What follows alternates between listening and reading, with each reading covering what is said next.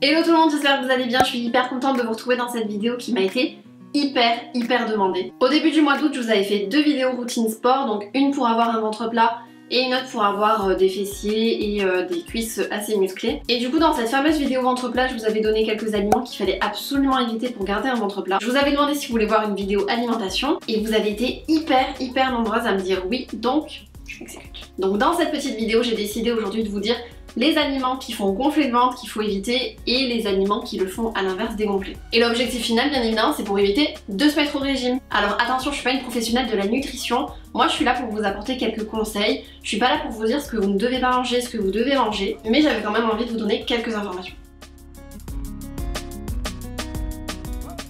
Le premier aliment qui fait gonfler le ventre et qu'il faut arrêter, le pain blanc bien sûr. Alors c'est bien connu, le pain on en raffole, mais c'est pas bon pour le ventre, ça vous fait gonfler le ventre. Et c'est surtout la mie en fait, c'est bourré de levure, de farine, c'est ça qui va vous faire gonfler le ventre et qui va vous donner des ballonnements. Alors ma petite astuce, si vous aimez trop le pain, que vous pouvez pas arrêter, enlevez au moins la mie quoi. Les légumes c'est hyper bon pour la santé, mais il y en a certains qui sont traîtres.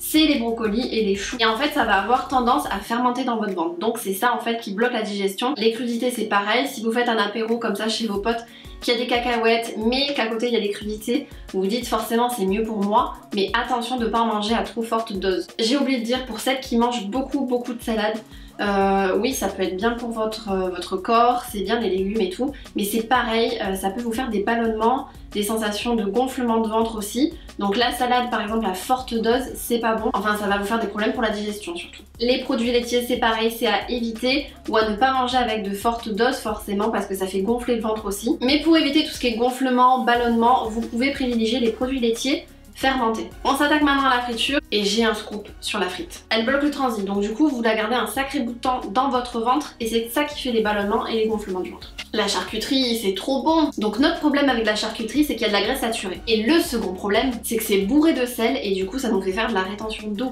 Mais bon on n'est pas au régime, on a dit qu'on voulait juste l'éviter, donc un peu de temps en temps on peut se le permettre. Je m'attaque maintenant aux boissons gazeuses. C'est hyper bon, j'adore le 7up Mojito. D'ailleurs bah tiens, si vous êtes à cette étape de la vidéo, dites-moi dans les commentaires quelle est votre boisson favorite. Comme ça pour le délire, je suis curieuse. Dans les boissons gazeuses, il y a de l'air, donc du coup vous avalez de l'air. C'est ça qui va vous faire des ballonnements, des gonflements dans le ventre. Mais il y a aussi du sucre, donc ça va pas vous aider à garder la ligne, à vous faire maigrir, ni quoi que ce soit. Donc voilà ma liste d'aliments qui faisaient gonfler le ventre. Maintenant je passe à la seconde liste qui fait dégonfler le ventre.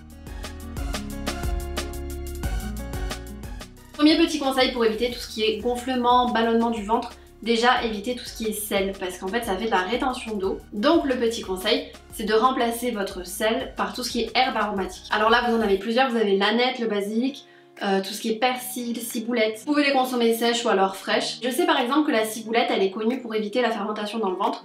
Et en plus c'est bon je trouve. La soupe ça évite de vous faire gonfler le ventre pareil parce que bien souvent dans la soupe on met de l'eau. Vous mangez des légumes cuits donc ça évite de fermenter dans votre ventre. Et en plus vous buvez donc du coup ça permet vraiment d'hydrater votre corps et de pas stocker la graisse. Donc la soupe c'est pour bientôt, pensez-y, même si ça fait un petit peu mémé, on s'en fout. Boire un verre de citron c'est hyper bon, ça vous aide à digérer ou alors si vous n'avez pas mangé, que vous avez faim, c'est un coupe-faim. Boire du thé vert c'est hyper bon parce que déjà ça vous fait travailler les reins, vu que vous vous hydratez en fait ça évite la rétention d'eau et ça favorise la perte de poids et de graisse donc c'est cool. Alors niveau fruits, la pastèque c'est le fruit le plus diurétique. C'est un fruit riche en potassium donc ça permet de vous faire dégonfler le ventre. Et faites attention aux fruits parce qu'on vous dit mangez 5 fruits et légumes par jour, mais c'est pareil, si vous en mangez à forte dose, ça va vous faire gonfler le ventre. Il faut vraiment s'habituer à manger des fruits et des légumes petit à petit et pas d'un seul coup. Donc voilà mes petits conseils pour les aliments qui font gonfler, dégonfler le ventre, mais comme je vous ai dit, je suis pas une professionnelle de la nutrition. Et après c'est vous qui gérez votre ventre et ce que vous devez manger ou pas manger. En tout cas si cette vidéo t'a plu, n'hésite pas à mettre un pouce en l'air, j'espère qu'elle vous aura fait plaisir.